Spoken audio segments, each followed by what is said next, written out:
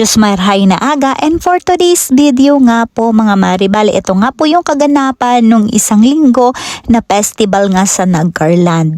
Ngayon ko nga lang po na i-upload at na i-edit sa aking kabisihang taglay.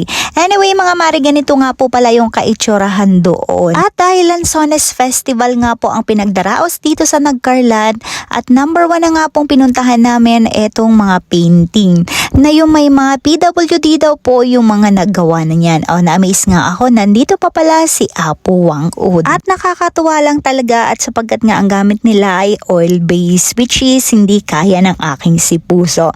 Anyway mga mare, ganito nga po pala, sobrang dami ng tao at panay lang naman kainan yung aming napuntahan.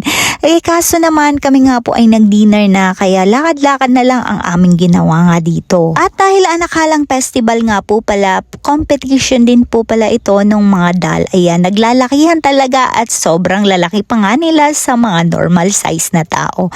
Eto nga po pala mga mare, yung medyo maliliit ay gawa yan ng mga student. At competition din po pala yan ng mga school na sakop ng Nagcarland. At anyway mga mare, dahil sobrang traffic, nagmotor na nga lang kami ni Puso at nung kami makausad-usad ay grabe, puro kainan pa rin pala talaga dito. At dahil nga po dyan hindi na rin kami nagtagal, kaya kami lumayas na din agad.